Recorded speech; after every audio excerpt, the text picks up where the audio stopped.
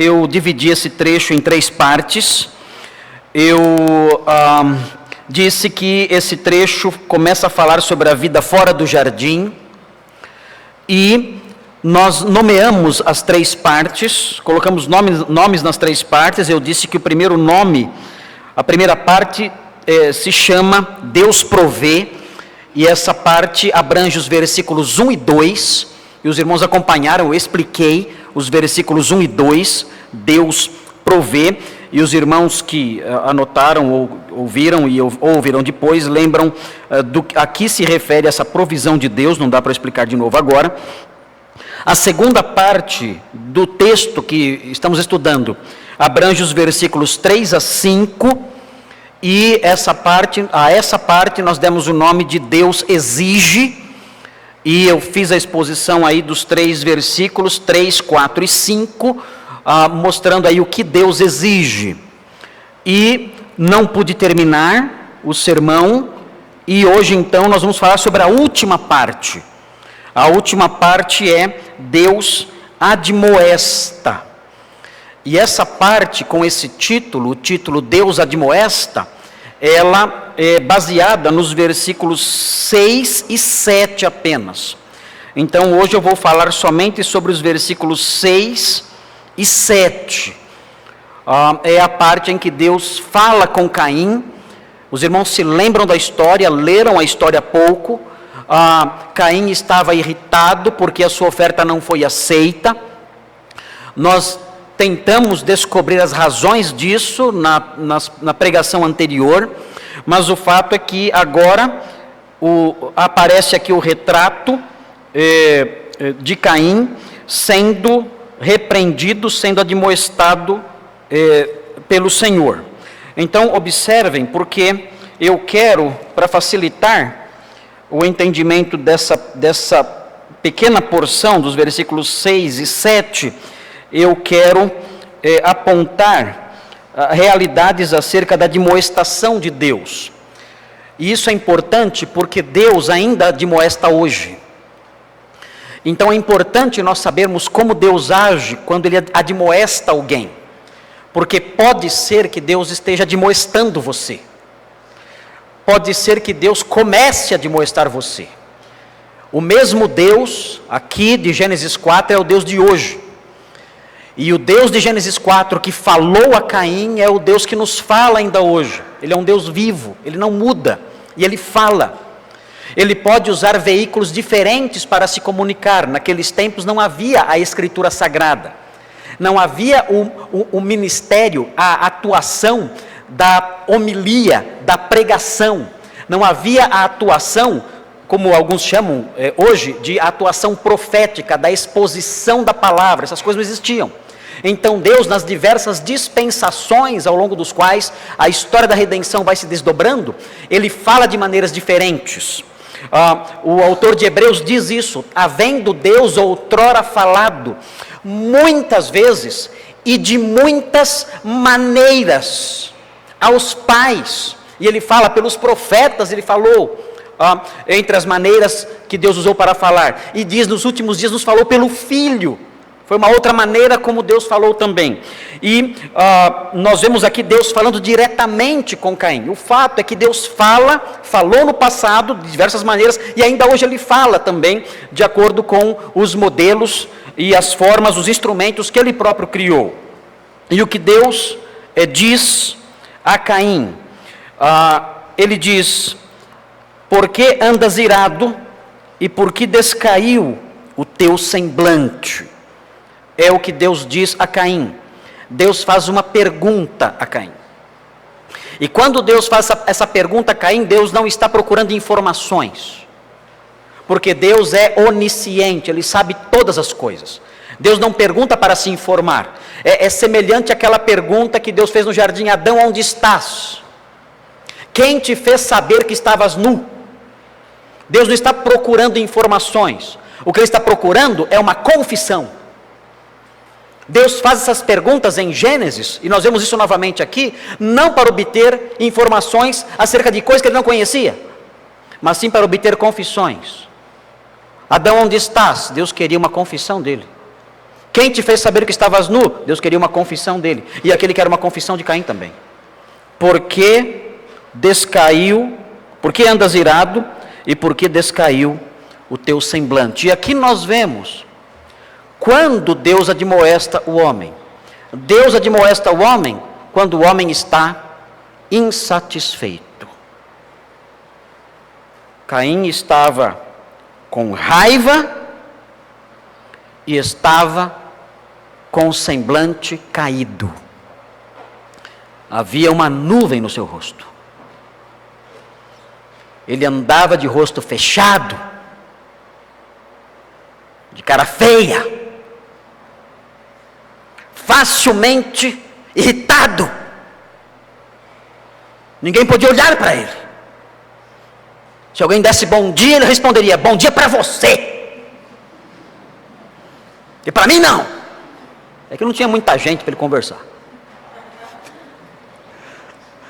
O fato é que Caim estava extremamente amargurado, com o semblante caído e cheio de ira no seu coração. E ele estava assim porque ele estava insatisfeito. E qual era a razão da insatisfação de Caim? Bem, existe uma causa geral, que pode pegar todos nós, que pode alcançar todos nós. E há uma causa específica, que pode atingir alguns de nós. A causa geral é a seguinte: Caim não estava satisfeito com o modo como Deus havia agido. Ele achava que o modo como Deus havia agido não era justo. Dizia: por que a minha oferta não foi aceita? Deus não tem o direito de fazer isso. Eu não aceito o que Deus fez comigo. Eu não aceito o modo de agir de Deus. A forma como Deus administra as coisas, a forma como Deus toma suas decisões, a forma como Deus julga e a forma como Deus age, eu acho erradas. Eu não posso aceitar isso. E por causa disso, então, o seu coração se encheu de raiva e o seu semblante caiu. Aconteceu o mesmo com o profeta Jonas. Vocês devem se lembrar do profeta Jonas, o famoso profeta Jonas. Profeta que mais teve sucesso no seu trabalho evangelístico. Nenhum outro profeta se compara a Jonas. Era para ser o profeta mais feliz do Velho Testamento. Nenhum outro foi como ele. Qual profeta? Diga para mim um. Que pregou e toda a cidade imediatamente se converteu. Você via até jumento vestido de pano de saco na cidade. Você via animais vestidos de pano de saco na cidade. Todos arrependidos. E Jonas, em vez de fazer um grande culto de gratidão a Deus, ele se afasta, entristecido, resmungão, irritado, e se coloca num ponto ao longe, com o semblante caído como o de Caim. E quando Deus diz: é razoável essa sua ira, isso depois que a aboboreira secou por causa do bicho que comeu a aboboreira, Jonas reúne a sua raiva porque Deus havia poupado Nínive, e reúne a sua raiva porque a aboboreira secou. Ele diz: a minha ira, Senhor, o Senhor não tem noção. A minha ira é de matar. Eu estou irado. Não brinca comigo não. A minha ira não é uma ira assassina. Eu estou irado até a morte. Olha, me mata, porque eu não suporto mais de tanta ira que eu tenho no coração. Por quê? Porque o Senhor agiu de um modo com o qual eu não concordo. Não é certo fazer o que o Senhor fez. Eu fui engolido por uma baleia para estar aqui, torcendo para esse bando de perversos ninivitas serem destruídos. E o que eu vejo? O que eu vejo? Todos contentes, felizes. Se fosse hoje celebrando o Natal. Isso não é justo. Isso não é justo. Eu não concordo com seu modo de agir. Por que nós ficamos insatisfeitos? Por quê? Por que você está irado e o seu semblante está caído? Por quê? Talvez o motivo seja muito simples. Eu não concordo com o que Deus fez. Não concordo. Deus não foi justo comigo. Eu não merecia esse tratamento. Eu não merecia passar pelo que eu estou passando. Não merecia. E então, o coração se enche de mágoas contra Deus. E o semblante cai, como o de Caim. Está vivendo isso hoje? Um inconformismo, inconformado com o que Deus fez, irritado com aquilo que Deus fez, o coração se esfriou e secou, uma nuvem se instalou no seu rosto, marcas cinzentas no seu rosto, alma gelada por causa da mágoa, da frustração, da insatisfação. O Senhor diz: em tudo dai graças. Em tudo dai graças, Ele diz. Mas eu disse para vocês que existe uma causa específica para a insatisfação de Caim. E a causa específica da insatisfação de Caim é a seguinte: ele não aceitava o fato de que o seu culto não tivesse sido recebido por Deus. Ele pensava assim: Deus tem a obrigação de aceitar qualquer culto, qualquer adoração. Deus não tem o direito de rejeitar uma adoração. E nesse aspecto, Caim se assemelha a algumas pessoas dos nossos dias. Algumas pessoas dos nossos dias acreditam, é de ficar de boca aberta isso, mas algumas pessoas dos nossos dias acreditam que a adoração a Deus é um favor que nós fazemos para Ele. E se é um favor que fazemos para Ele, então Ele não tem que reclamar de nada. Ele tem que aceitar como uma esmola nossa, como um favor nosso, como algo da nossa parte que nós deliberadamente fazemos, conforme queremos, como bem entendemos, e ficar quieto. Quando na realidade, aceitar a nossa adoração é que é um favor.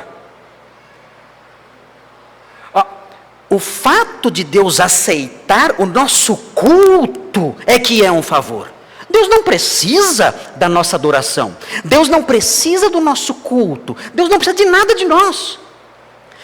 Quando Ele aceita a nossa adoração, Ele faz isso porque Cristo morreu por nós e abriu o caminho para termos acesso a Ele e podermos nos aproximar dEle em adoração. Foi um imenso favor que Ele fez por nós. Se Ele aceita a nossa adoração, temos que agradecer.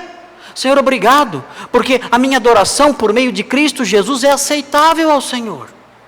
Senhor, estou preocupado, estou aqui nesta noite, e eu quero pedir que o Senhor sonde o meu coração, porque estou preocupado, eu quero que o Senhor aceite o meu culto.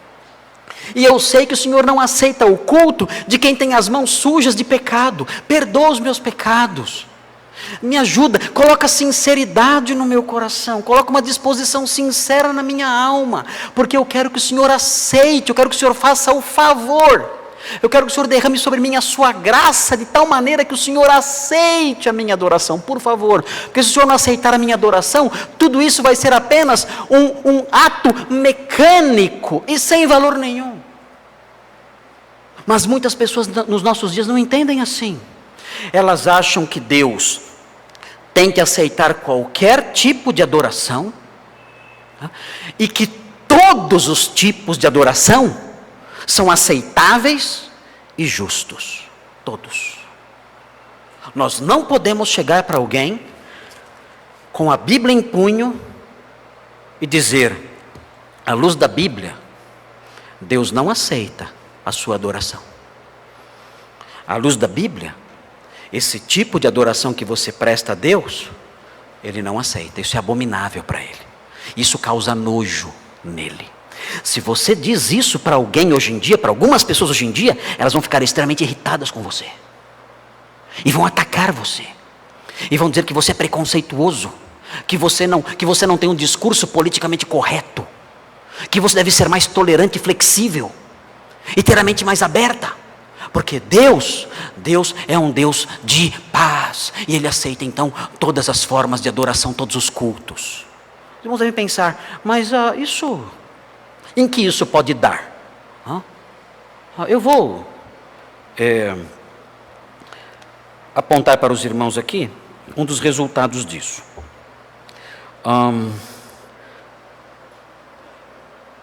Tem um artigo que saiu esse ano, no começo desse ano,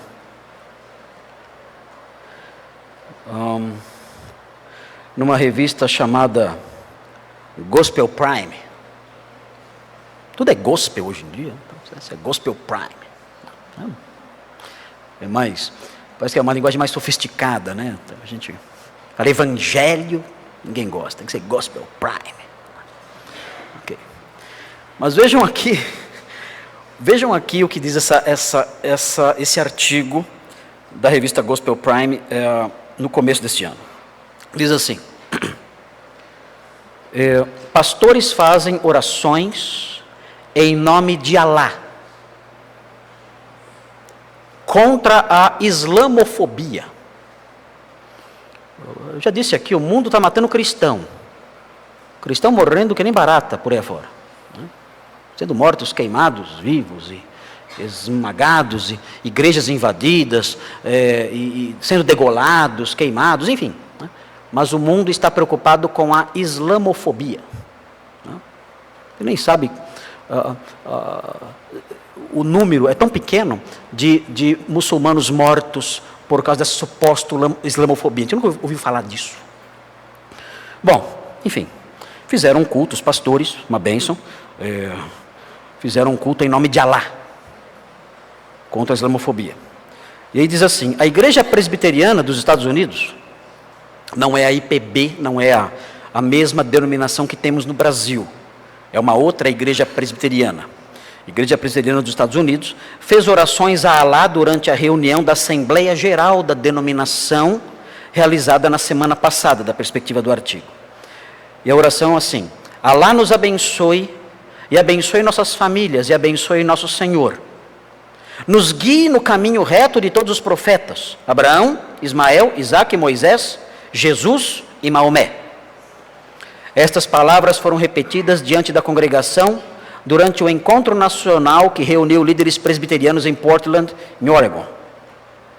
O Ajid Said, cofundador do Fundo de Educação Muçulmano, conduziu os participantes na invocação do nome do Deus islâmico. O momento foi parte de um programa reservado ao Ministério Ecumênico e Interreligioso da Igreja Presbiteriana dos Estados Unidos. A oração realizada durante a sessão de abertura do encontro acompanhou um momento dedicado à intercessão pelas pessoas feridas no atentado em Orlando, ocorrido recentemente, e diz: em nome de Deus, o clemente, o misericordioso, é uma expressão do Corão, louvemos ao Senhor, a paz esteja com eles e a paz esteja com Deus, pediu Said. Ele também orou pela paz sobre a vida dos fanáticos e dos islamofóbicos. Centenas de pastores presentes concordaram com um amém no final. Mais tarde, no final da sessão, o pastor Greg Parsons fez um pedido de desculpas a quem porventura se ofendeu com a oração. Pelo menos não atirou em ninguém. A Igreja Presbiteriana dos Estados Unidos afirmou durante a reunião que defende relações positivas com pessoas de outras tradições religiosas e está empenhada em lutar contra o aumento da islamofobia, que eu não sei de onde vem, é um mito que inventaram islamofobia. Com cerca de 1.600.000 membros, a Igreja Presbiteriana dos Estados Unidos é o maior segmento dos presbiterianos americanos. Irmãos, essa denominação era uma denominação tradicional, pregando a palavra de Deus. Estamos falando de presbiterianos, não de neopentecostais. Pessoas de origem calvinista. Já imaginaram isso? Calvinista. A melhor vertente teológica da terra.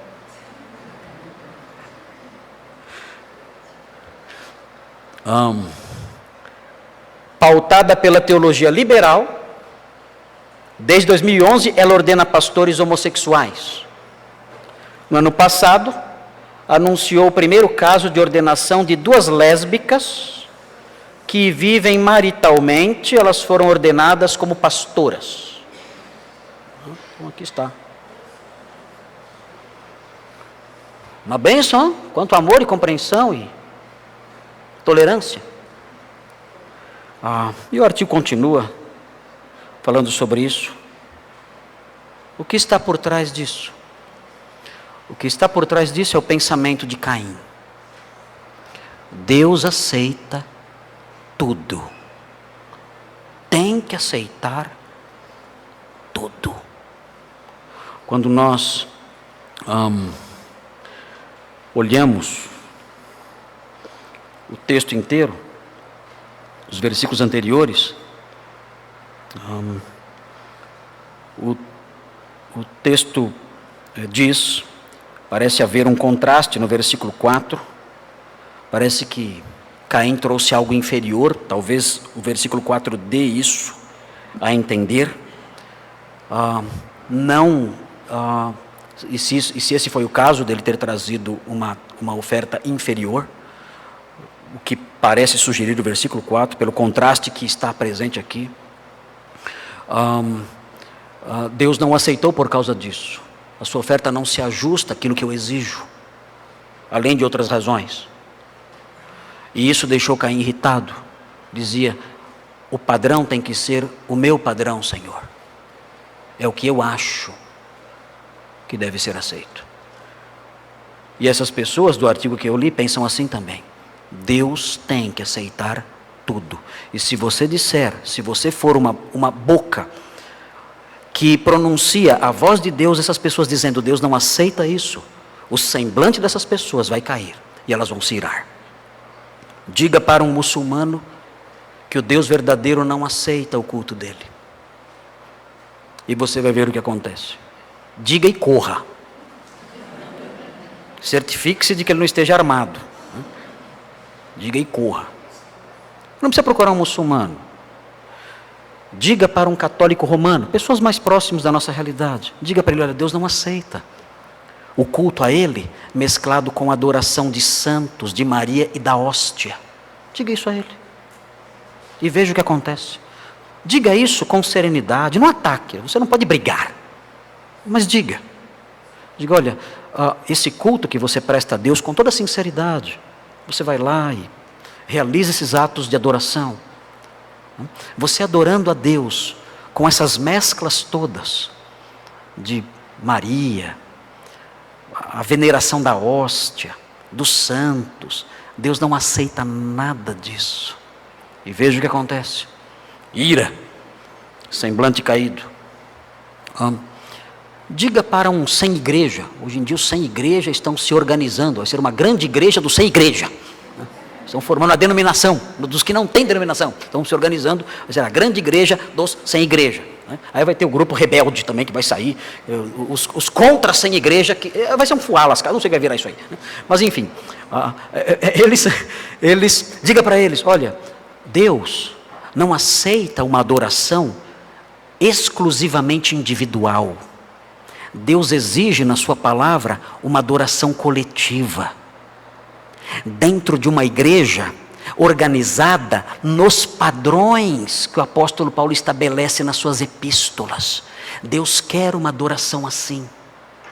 Deus quer uma adoração com os irmãos, dentro de limites, dentro de padrões que ele chama de decentes e ordeiros. Ele quer uma adoração assim, além da adoração meramente individual. Isso é a palavra de Deus que requer. Você não pode ser crente só na sua casa, ali, isolado, longe dos demais. Não, você tem que ter comunhão com seus irmãos, porque essa comunhão faz parte da adoração. Deus não aceita uma adoração de um lado só. E veja o que acontece. Você vai ser agredido. Você vai ser rotulado, atacado. E atacado por causa disso. Nós temos nos dias atuais o pensamento de Caim reinando no coração das pessoas. Elas pensam: Deus tem que aceitar o meu jeito de adorar. E Deus então admoesta. Deus se aproxima de Caim e faz essa pergunta: por que andas irado? E por que descaiu o teu semblante? O texto prossegue. Veja o que diz o versículo 7. Diz assim: se procederes bem, não é certo que serás aceito? Bem, aqui nós aprendemos que Deus admoesta quando vê o homem procedendo mal. Primeiro, ele admoesta quando vê o homem insatisfeito. Agora, ele admoesta quando vê o homem procedendo mal. Ele diz: se procederes bem, é certo, não é certo que serás aceito. Mais uma vez, nós não sabemos ao certo o que Caim estava fazendo de errado. Talvez seja uma alusão à oferta de má qualidade, pode ser isso. Pode ser alguma outra coisa, nós não sabemos. O fato é que Caim tinha a obrigação de proceder bem. Caim tinha que fazer o certo. O comportamento de Caim, ou na entrega da oferta, ou no seu dia a dia, era um procedimento marcado pelo mal. Mas nós não conseguimos detectar no texto qual era exatamente, precisamente, esse procedimento. E o texto indica, no versículo 7, que ele tinha que mudar. Se você proceder bem, você será aceito. Se você agir como eu determino, como as coisas devem ser, você será aceito. Eu não vou aceitar a sua oferta no formato como você entrega para mim, e não vou aceitar a sua oferta com uma vida procedente de uma vida como a sua. Você tem que mudar o seu comportamento. Nós aprendemos na Bíblia, isso é um tema que vai longe muitas vezes. Nós aprendemos na Bíblia, a Bíblia diz isso expressamente, que é Deus quem efetua em nós o querer e o realizar segundo a sua boa vontade. Em Filipenses 2, 12 e 13 fala isso claramente. E ninguém duvida disso. Todo mundo sabe disso. Os cristãos que leem a Bíblia, que conhecem a Bíblia, se deparam muitas vezes com esses dilemas, com essas questões ligadas à soberania de Deus, em que nós aprendemos que é Deus quem realiza na pessoa o querer e o realizar. Ele endurece corações, ele entrega os homens ao engano, ele entrega os homens para que eles pratiquem coisas inconvenientes. Então nós vemos a sabedoria de Deus no controle das ações dos homens. Nós vemos a providência de Deus por trás das ações dos homens. E esse aspecto da teologia cristã nos deixa profundamente intrigados. Por que esse aspecto do ensino cristão nos deixa tão profundamente intrigados? Porque isso parece tirar de sobre nós, ou de sobre os homens, as suas responsabilidades. Nós pensamos assim: se é Deus quem efetua em nós o querer e o realizar, então, se eu não quero, a culpa é de quem? Dele. E se eu não realizo, a culpa é de quem? Dele. Então Deus se aproxima de mim e fala: você não quis. E eu digo: eu não quis porque o Senhor não fez eu querer. A culpa é do Senhor, não é minha. E Deus nos diz: você não fez. Eu não fiz porque o Senhor não fez eu fazer. A culpa é do Senhor, não minha. E a nossa tendência, então, é nos apegarmos, muitas vezes, e algumas pessoas fazem isso e acusam a teologia de arrancar de sobre os homens as suas responsabilidades, e muitos se apegam a isso dizendo: bom, a responsabilidade, de acordo com esses textos como Filipenses 2, 12 e 13, é de Deus. Nós somos totalmente desculpáveis nessas questões. E Caim aqui no caso, ele não podia ser condenado, porque se ele não procedia bem, é porque Deus não mudou o coração dele. E assim nós lidamos de forma errada com a teologia cristã. Por que eu digo que nós lidamos de forma errada com a teologia cristã? Porque nós tentamos, quando fazemos isso, nós tentamos desatar um laço que não se pode desatar. E que laço é esse? A Bíblia diz que Deus é quem efetua em nós o querer e o realizar. Diz que Deus é soberano sobre as ações dos homens. Diz que Deus endurece o coração das pessoas. Diz que Deus inclina o coração das pessoas para onde Ele quer. A Bíblia diz tudo isso. A Bíblia afirma essas coisas. A Bíblia mostra Deus na sua providência controlando as ações das pessoas. Nós vemos isso. Nós não podemos negar essas realidades. Elas estão lá. Nós não podemos pegar essas verdades e alterá-las. Nós não podemos pegar Filipenses 2, 12 e 13 e fazer uma leitura alternativa. Nós não podemos desconstruir o texto, como é uma linguagem comum hoje em dia, né? Desconstruir o texto e fazer o texto dizer aquilo que nós queremos que ele diga. Nós não podemos fazer isso. Nós temos que aceitar essa realidade. Realidade difícil de aceitar, difícil de entender. Deus é quem realiza em nós o querer e o realizar. Deus está por trás das ações dos homens, dos seus desejos e das suas decisões. Mas, e notem bem, ao mesmo tempo, por caminhos que nós não conseguimos compreender, por meios, por acessos que nós não conhecemos, por mecanismos que a lógica humana não consegue desvendar, ou vislumbrar, ou detectar, ao mesmo tempo, Deus diz que cada um é responsável pelo seu procedimento. As duas coisas são reais.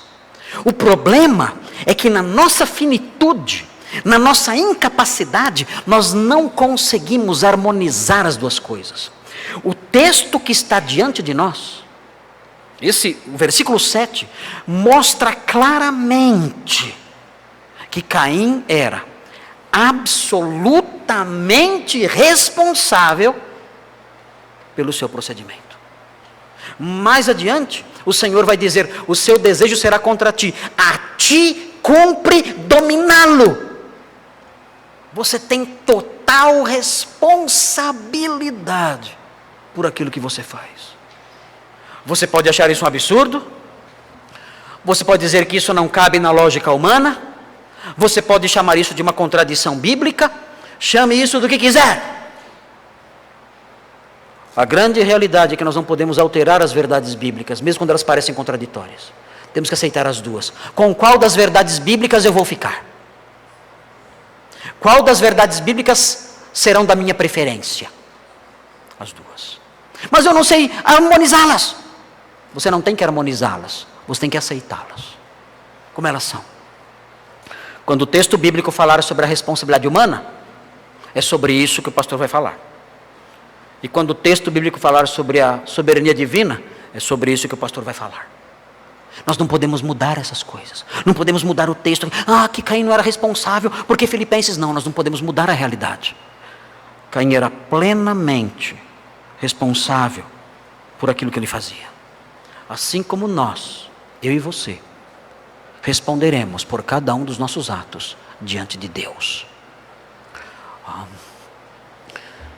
Diante disso, a Bíblia diz, a Bíblia afirma algo extremamente importante para nós. A Bíblia diz: aprendam a fazer o bem.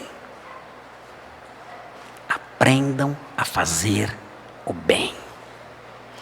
Observem Isaías 1. Isaías é um texto que se encaixa bastante aqui, porque também nos dias de Isaías os homens ofereciam a Deus um culto falso e queriam ser aceitos. Veja o que diz Isaías 1, 16 e 17. Diz assim, a palavra atualíssima, a palavra para nós. Deus admoesta o homem quando o vê procedendo mal. E nós vemos isso mais uma vez aqui. Talvez você esteja procedendo mal, esteja fazendo mal. Você tem que abandonar isso, é sua responsabilidade, é seu dever. Parar de fazer o mal e aprender a fazer o bem. Veja o que diz o texto de Isaías 1, 16. Diz assim: lavai-vos, vocês estão sujos, lavem-se, purifiquem-se, vocês estão cheios de impureza, purifiquem-se, tirai a maldade de vossos atos de diante dos meus olhos. Eu vejo você. Eu vejo os gestos da sua mão. Eu escuto os seus passos. Eu ouço as suas palavras. Eu vejo os lugares que você frequenta. Eu conheço as pessoas com quem você anda. Eu conheço cada um dos seus pensamentos. Eu conheço tudo que você faz. Eu vejo todas as coisas. Estão todas diante dos meus olhos. Tirem a maldade dos vossos atos de diante dos meus olhos. Cessai de fazer o mal. 17. Aprendei a fazer o bem. Façam o bem. Vocês têm a responsabilidade de aprender isso. Aprendam, abandonem o mal e façam o bem. Abandonem de vez o procedimento errado. Comecem a praticar o que é bom, o que Deus aprova. Em Amós, profeta Amós, abra sua Bíblia em Amós. Se você não sabe onde é Amós, eis aí mais um mal que você tem que abandonar, que é a preguiça de ler a Bíblia. Você está demorando, não achou ainda? Não achou ainda? Estou vendo todo mundo aqui. Não achou ainda, eu sei.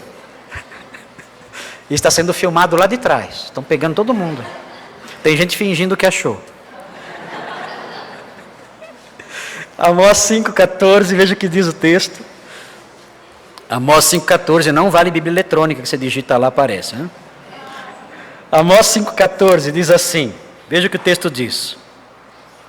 Buscai o bem e não o mal, para que vivais.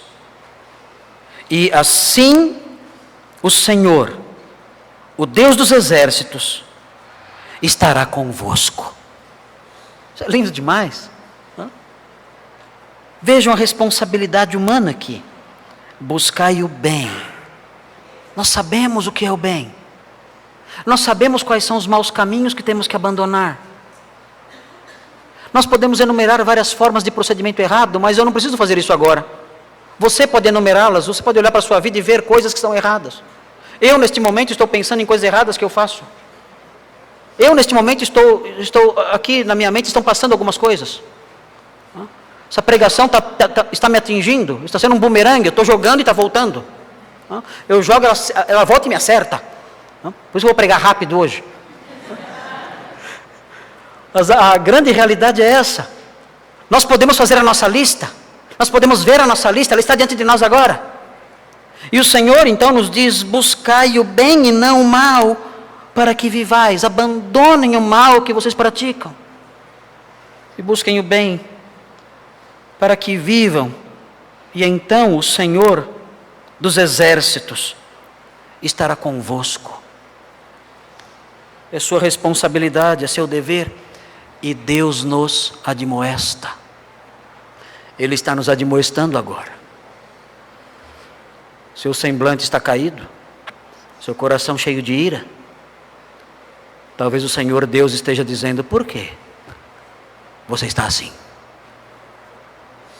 Você está procedendo mal, hein? Você está procedendo mal. E o mal lhe faz mal.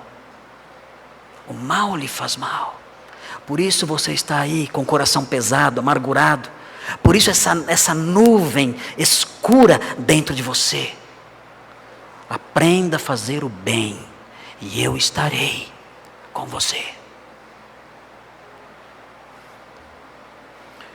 E a admoestação termina com uma figura curiosa, um alerta quanto a um perigo. Vejam o que diz. O texto termina com uma admoestação que deve nos assustar. O texto diz assim: se todavia procederes mal, eis que o pecado jaz à porta. O seu desejo será contra ti, mas a ti cumpre dominá-lo. Que figura é essa? Que figura estranha é essa? Olhe para o seu texto. Olhe para esse versículo. Que figura é essa?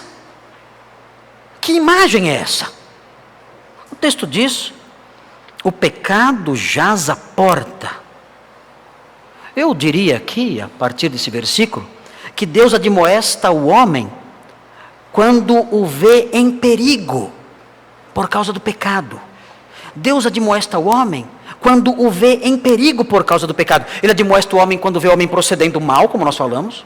Ele admoesta o homem quando vê o homem insatisfeito. Mas ele admoesta o homem também quando vê o homem em perigo por causa do pecado. Onde está o perigo aqui? Bem, se os irmãos olharem para esse texto, ou quando olharem para esse texto, os irmãos deverão ver aqui, na figura que diz, no trechinho que diz: eis que o pecado jaz à porta. Os irmãos devem imaginar um animal feroz, dormindo. Ele diz: se você proceder mal, lembre-se, há um terrível animal dormindo próximo de você. A porta, ele está lá. Se você proceder mal, esse animal poderá acordar. Que animal é esse? É um monstro feroz, uma fera sangrenta, impiedosa, implacável, dentes que estraçalham, uma força descomunal. E ela está dormindo, essa fera dorme. Mas ela pode ser desperta, ela pode ser acordada. Que fera é essa? Que monstro é esse? Que animal feroz é esse? Que está próximo e que é ameaçador. Deus nos alerta: se você proceder mal, lembre-se, há um animal dormindo à porta. E que animal é esse? O Senhor revela, o Senhor diz qual é o animal. Ele diz na sequência: o seu desejo. Esse é o animal. O homem tem uma inclinação terrível dentro dele. O homem é capaz de coisas que você não pode imaginar. Você é capaz de fazer coisas que deixariam você mesmo assustado. Você diz: eu não. Sim, você. há um terrível animal dormindo dentro de você. E o nome desse animal é o desejo. São as inclinações pecaminosas, as paixões que há dentro de você. E Deus diz: se você proceder mal, se você começar a tropeçar e esbarrar em alguns objetos, esbarrar em alguns elementos morais, o barulho vai acordar esse animal. E vai ser difícil controlá-lo. Como assim?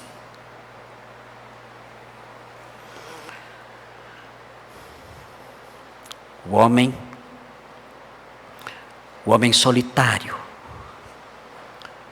no seu quarto, na sua sala, ele começa a esbarrar em alguns elementos morais.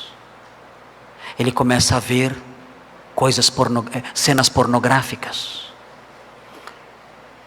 O que ele está fazendo? Ele está procedendo mal. E aquela fera que jaz à porta está começando a se mexer. Está começando a despertar. Ela ouve o barulho. Ela começa a se mover. E então aquele homem um dia, tendo realizado essas coisas, tendo procedendo mal, essa fera, esse monstro então desperta e o ataca. E ele faz coisas na área da sexualidade que ele jamais imaginou que seria capaz de fazer.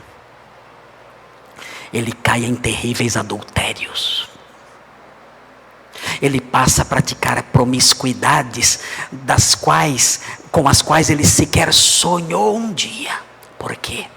Porque ele despertou aquele animal. A pessoa que tem inveja, ela vai nutrindo mágoas no seu coração e rancores no seu coração. E aqueles rancores vão ficando ali, ela vai alimentando aquilo com suas palavras, com seus pensamentos, com pequenos gestos de ataque. Por causa da inveja, do rancor. Um dia, ao esbarrar em todas essas coisas com o tempo, ela desperta num dado momento aquela fera terrível.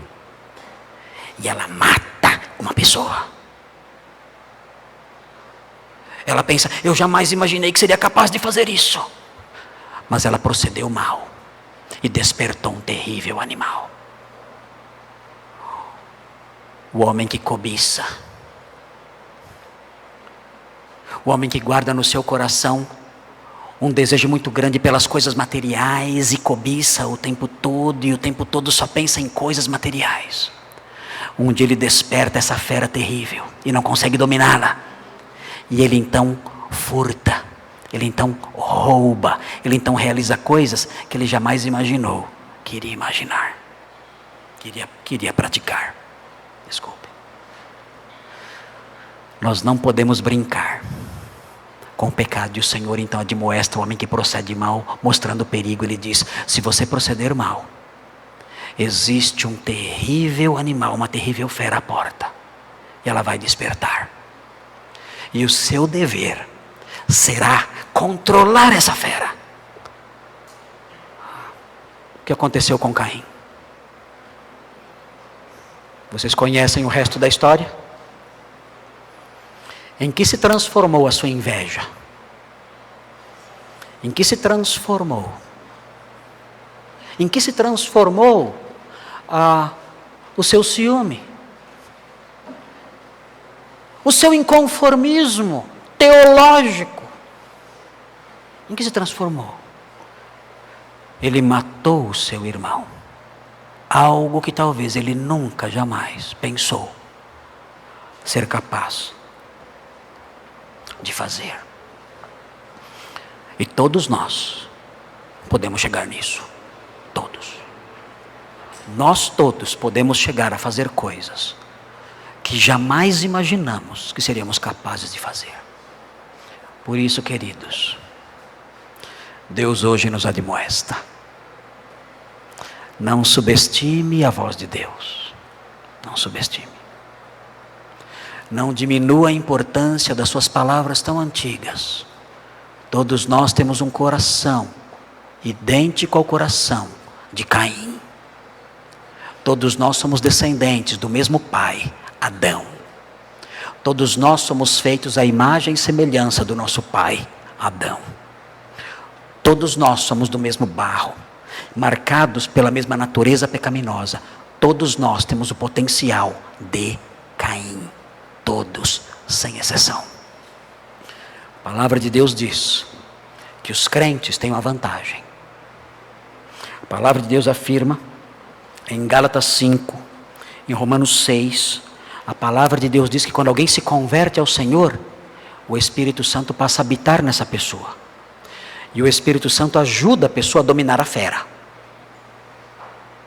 Aquele monstro que está dentro da gente, quando a pessoa se converte, o Espírito Santo capacita o crente a dominar essa fera. Romanos 8,13 diz isso. Os irmãos que têm acompanhado aí com as suas Bíblias abertas, texto de Romanos 8, versículo 13, diz assim,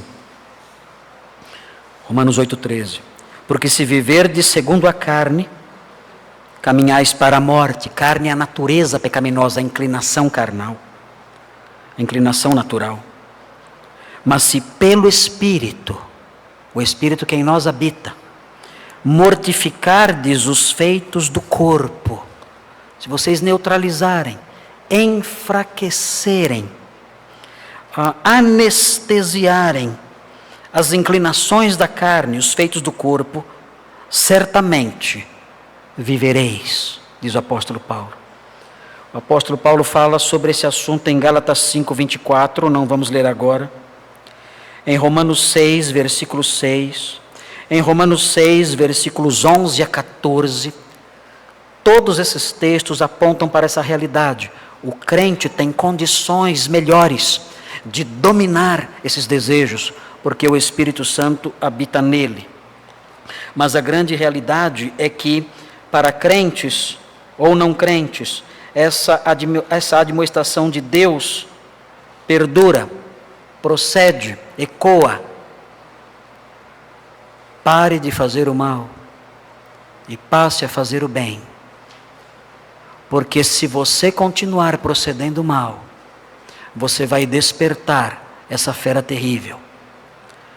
E será difícil controlá-la e dominá-la, ainda que controlá-la e dominá-la seja a sua responsabilidade.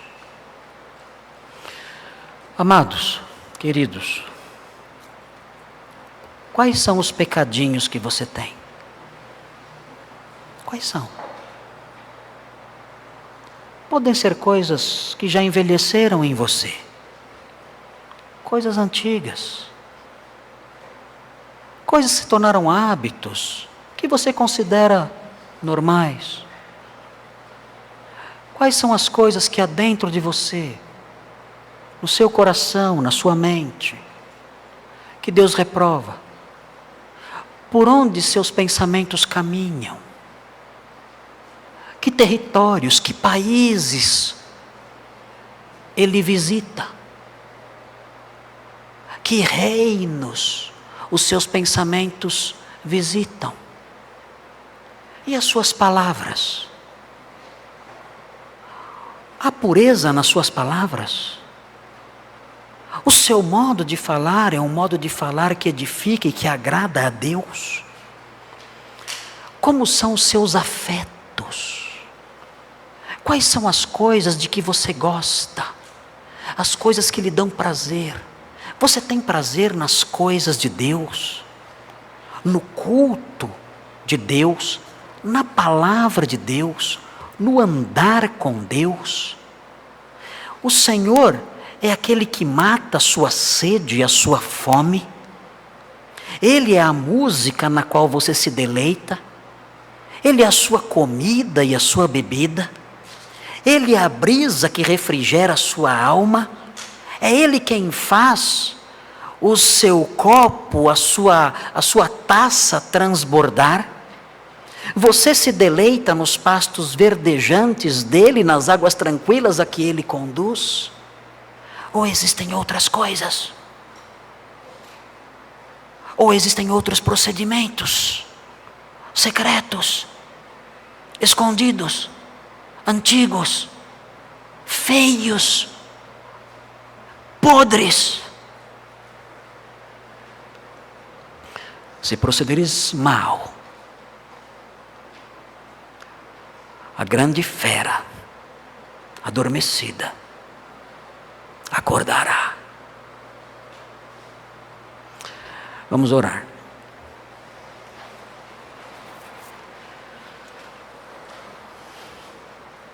Senhor Deus, obrigado pelo Espírito Santo, o Consolador, aquele que nos admoesta. Ó Deus, o que seria de nós sem a sua admoestação? E o Senhor tem nos admoestado, ó Deus, porque todos temos o coração de Caim. Todos ficamos inconformados com suas ações. Todos queremos que o Senhor aceite o nosso culto à nossa maneira. Todos ficamos com o semblante caído e o coração cheio de rancor quando as coisas não vão como nós queremos. Não aceitamos sua soberania e seu modo de administrar a história.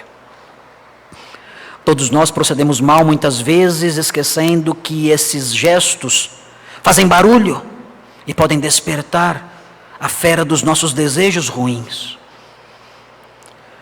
Mas nós agradecemos porque o Senhor é um Deus amoroso e perdoador.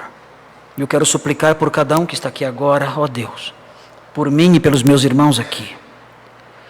Ó Deus, coloca-nos de joelhos. Sim, ó Deus, coloca-nos de joelhos.